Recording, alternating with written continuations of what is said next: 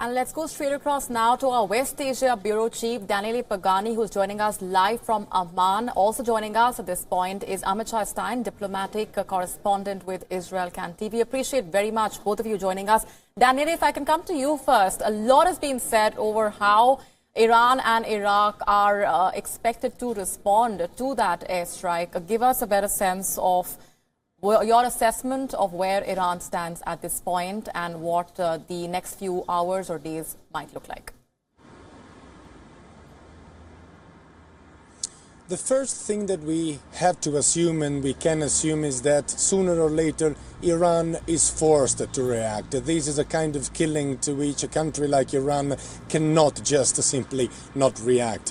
It is in the DNA of that kind of a country to react with whatever kind of military action they will find appropriate to this kind of killing. Having said that, it was kind of a good timing to kill Major General Qasem Soleimani. Why so? Because Iran in this very moment is facing several difficulties. Not only Iran itself and per se, because the economy is crumbling and the people have been protesting for a while and the repression was tremendously brutal, but also because its major allies in the region are facing troubles and difficulties. For instance, Hezbollah in Lebanon, which is perhaps one of the most dangerous non-state actors aligned to Iran, is currently managing the Lebanese crisis. Lebanon has a very young government and is still trying to manage the protests. The same goes for Syria. President Bashar al-Assad, a staunch ally, or I would say maybe a person who owes a lot to Iran, is not in the position of following military interventionism made by Iran,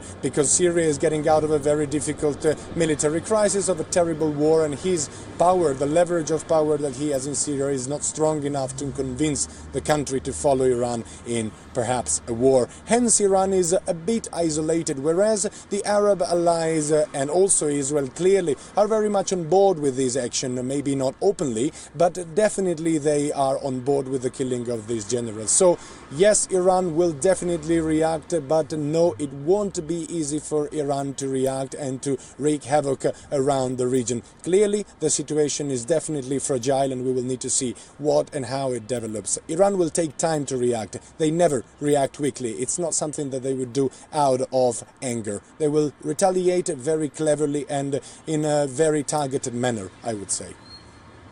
All right, Amichan, if I can bring you in at this point and your assessment of the implications that the United States move has for the entire West Asian region, which is now on the edge. We've already been seeing those visuals coming in from across Baghdad telling us what the sentiment on the ground at this point is. I think it's too early to say at this point what it's going to happen in the next few days. We heard earlier, a full response might take several days. What we do see in the last at least hour, we can say the U.S. has woken up, and we see the U.S. Secretary Pompeo, or even Trump tweeted just a few moments ago that they do not want to escalate, and they would want they are open. Iran, Trump tweeted, we are open. Iran is never lost a negotiation, meaning the U.S. is trying somehow to calm down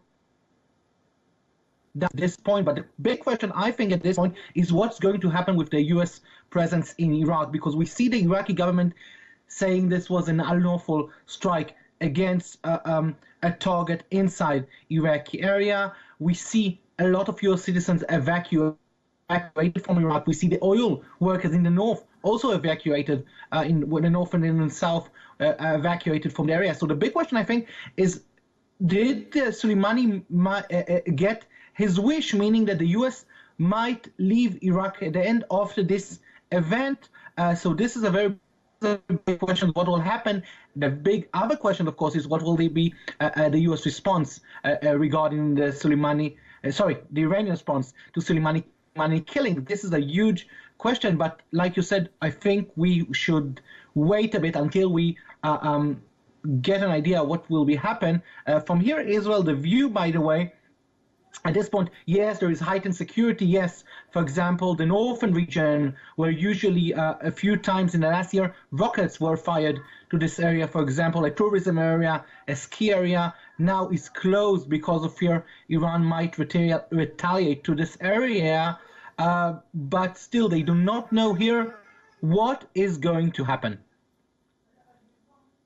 Right, so all those possibilities on the horizon. If I can go back to Daniele for a quick comment also on the timing of this strike, and also, you know, the way the United States has been reacting so far. We've seen Joe Biden's comments, we've seen how multiple statements have been released, but all that the American president has put out on Twitter has been an image of the American flag, the kind of sentiment that he's tried to portray.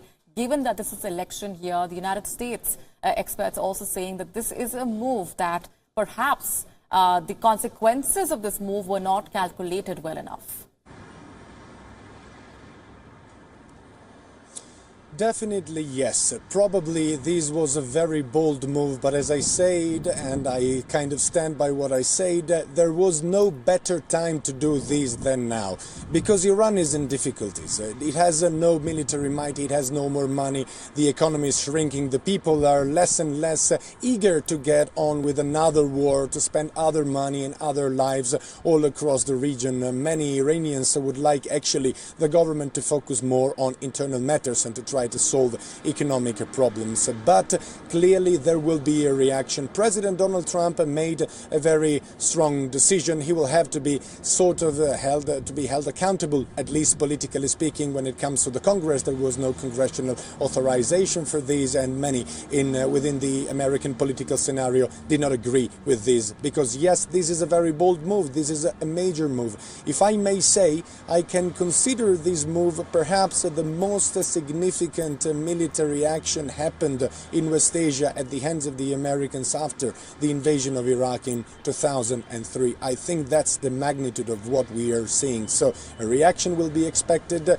Whether the United States have calculated the consequences, as I said, I think they have calculated the consequences. They chose perhaps the best moment to do so, but Iran is also a very unpredictable and clever state. So far, Iran has been capable of responding, so to say, blow by blow every time the Americans attacked them. We will need to see what remains on the ground now. Clearly, Washington is trying to de-escalate, but de-escalation is not exactly a word which is very common and popular in these hours here in West Asia.